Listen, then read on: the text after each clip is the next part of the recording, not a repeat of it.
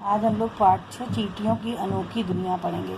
इसमें चींटियों के बारे में विस्तृत जानकारी दी गई है, क्योंकि चींटियों को देखकर हमारे मन में बहुत प्रश्न उठते हैं कि ये क्या करती हैं, कैसे ये चलती हैं, कैसे अपना कार्य करते हैं। इतनी छोटी चींटी कैसे बड़े बड़े कीड़े मकोड़ों को उठाकर ले जाती है, बड़ी बड़ी चीज़ों को। ये लोग आपस में मिलती हैं तो क्या कहती है आदि। तो इसी के बारे में विस्तार से बताया गया है, क्योंकि चींटियां हमें अपने साहस, परिश्रम और तालमेल के द्वारा कभी न हारने का संदेश देती हैं। देखिए, मुझे हमेशा अचरज होता था कि शक्कर का दाना कहीं गिरते ही चींटियों की कतार कहाँ से चली आती है। उन्हें कैसे पता चल जाता है किसी खास जगह पर खाने की चीज़ पड़ी है, और फिर एक आध चींटी आ जाए तो समझ में आता है। पर वहाँ तो कतार की कतार चली आती है, और फिर एक दिशा से आती चींटियाँ दूसरी तरफ से आती चींटियों से मुंह लगाकर ना जाने क्या क्या कहती हैं। आखिर वे एक दूसरे से क्या कहती हैं? उत्तर है, कुछ नहीं कहती। मेरा मतलब है, बोलती कुछ नहीं, पर फिर भी कुछ ना कुछ इशारा तो करती ही हैं। तुम्हें भी चींटियों ने हैरान किया होगा। इसमें हम लोगों की मानसिकता का वर्णन कर रहे हैं कि हम लोग जब चींटियों को देखते हैं तो हमारे मन में यही सब प्रश्न आते हैं कि कैसे क्या कहती हैं, कैसे आ जाती हैं इतनी सारी चींटियाँ। जरा सा एक भी मीठे का दाना कुछ भी चीनी का गिर जाए तो। अब मुझे पता चला है कि दुनिया भर में चींटियों की 15,000 किस्में पाई जाती हैं। ये दुनिया के लगभग हर कोने में रहती हैं, बस ध्रुव और पहाड़ों की बर्फीली चोटियों पर नहीं रहती। चींटी का शरीर 3 भागों में बटा होता है और 6 टांगे होती हैं। हाँ, अलग अलग किस्म की चींटियों में थोड़े बहुत अंतर तो होते ही हैं। चींटी के रहने की जगह बहुत रोचक होती है। चींटियाँ अकेली नहीं रहती, हमेशा झुंड बनाकर रहती हैं। झुंड में 100 से लेकर लाखों चींटियाँ तक हो सकती हैं। जब लाखों चींटियाँ एक जगह साथ रहेंगी तो हमें उसे चींटियों का शहर ही कहना पड़ेगा। घर कैसा होगा, यह तो चींटी की किस्म पर निर्भर करता है। जितनी प्रकार की किस्में हैं वो सब अलग अलग तरह का घर बनाती हैं, और कहीं 100, कहीं 200, कहीं लाख, कहीं 1000 चींटियों का पूरा झुंड कॉलोनी के रूप में रहता है। एक चींटी होती है जो पेड़ पर पत्तों पर घर बनाकर रहती है। घर बनाने का तरीका भी बहुत मज़ेदार होता है। पहले चींटियाँ एक दूसरे को पकड़कर एक श्रृंखला सी बनाती हैं और पत्तों को पास पास खींच लेती हैं। पत्तों को आपस में जोड़ने के लिए रेशों की ज़रूरत होती है। यह रेशा इन चींटियों की झिल्लियाँ बनाती हैं। कुछ चींटियाँ झिल्लियों को ऊपर उठा लेती हैं और एक से दूसरे पत्ते पर लाती ले जाती हैं। साथ साथ उन्हें विशेष तरह से गुदगुदाती रहती हैं ताकि वे रेशा बनाती रहें। इन रेशों से पत्ते आपस में जुड़ जाते हैं। इसी घर में चींटियों की रानी, मजदूर, सिपाही सब रहते हैं। साथ में अपना भोजन भी इकट्ठा करते हैं। चींटियों की कुछ प्रजातियां जमीन के नीचे घर बनाती हैं, कुछ पत्तों से बनाती हैं और कुछ जमीन के नीचे बनाती हैं। इन घरों के अंदर कई कमरे और उनको जोड़ने वाले रास्ते होते हैं। ऐसी बस्ती बनाने के लिए उन्हें बहुत सारी मिट्टी खोद कर बाहर निकालनी होती है। इस मिट्टी से जमीन के ऊपर एक टीला सा बन जाता है और अंदर बढ़िया कमरे और रास्ते बन जाते हैं। जमीन में बने ये घरौंदे बहुमंजिला होते हैं। जाड़े में चींटियाँ ऊपरी मंजिल में रहती हैं और गर्मियों में निचली मंजिल में। और भी कई तरह के घर ये चींटियाँ बनाती हैं। एक ही जाति की सारी चींटियाँ एक जैसी नहीं होती, उनमें अंतर होते हैं। हर एक घर या बस्ती में एक रानी होती है। रानी को पहचानना बहुत आसान है। उस बस्ती के यही सबसे बड़ी चींटी होती है। रानी चींटी जो है उस बस्ती की सबसे बड़ी चींटी होती है और एक ही जगह चुपचाप पड़ी रहती है। बस इसका एक ही काम होता है, अंडे देते रहना। इन अंडों को उठाकर अलग करना, उनकी देखभाल करना, झिल्लियाँ निकलने पर उन्हें भोजन कराना वगैरह काम मजदूर चींटियाँ करती हैं। ये चींटियाँ काफ़ी छोटी होती हैं तथा भोजन लाना, भोजन इकट्ठा करके रखना, घर बनाना, मरम्मत करना आदि कार्य करती हैं। चींटियों की कुछ प्रजातियां ऐसी भी होती हैं जो खेती भी करती हैं। और कुछ पशुपालन का काम भी करती हैं। चींटियों की कुछ जातियां ऐसी हैं जिनमें बस्ती की रक्षा करने के लिए सिपाही चींटियां भी होती हैं। इनके शरीर की बनावट भी थोड़े अलग ढंग की होती है। इनके मुंह में चबाने, चीरने, फाड़ने वाले अंग ज़्यादा विकसित होते हैं।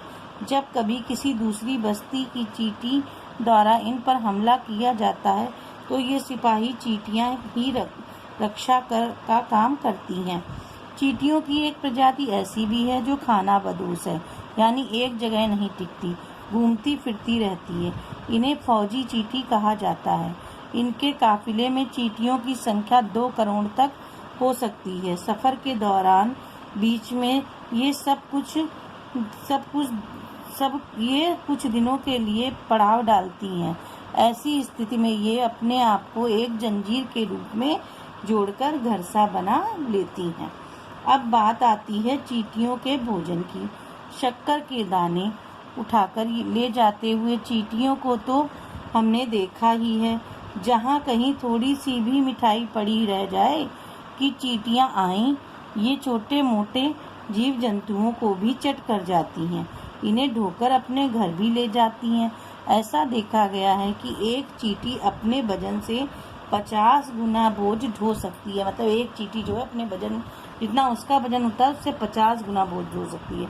जब किसी चींटी को पता चलता है कि अमुक जगह पर खाने की चीज रखी है तो वह तुरंत अपने घर की ओर चल पड़ती है। रास्ते भर वह बीच बीच में अपना पेट जमीन से छुआकर चलती है। वास्तव में ऐसा करने पर उसके शरीर से निकलने वाले कुछ रसायन जमीन पर चिपक जाते हैं। घर पहुंचकर वह दूसरी चींटियों को बताती है कि भोजन कहाँ है। यह भी बताती है कि कितना भोजन है और कितनी दूरी पर है। सारी चींटियां निकल पड़ती हैं और कुछ ही समय में सारी खाद्य सामग्री घर पहुंच जाती है। कई ऐसी चींटियां हैं जो खेती करती हैं, पर वे अनाज नहीं कुकुरमुत्ते उगाती हैं। ऐसी 100 प्रजातियां हैं जो खेती करती हैं।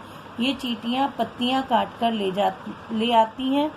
पत्ती काटने के लिए इनके विशेष अंग होते हैं। इन पत्तियों को पीस लिया जाता है। पीसी हुई पत्तियों को जमीन पर फैला दिया जाता है। इस पर कुकुरमुत्ते उगते हैं जिन्हें चींटियां चाव से खाती हैं। चींटियों की लार में कुछ ऐसे पदार्थ होते हैं कि वे एक ही किस्म के कुकुरमुत्ते को पनपने देते हैं। कुकुरमुत्ते भी मजेदार होते हैं। वे किसी खास किस्म की चींटी पर इतने निर्भर होते हैं कि कहीं और उगते ही नहीं।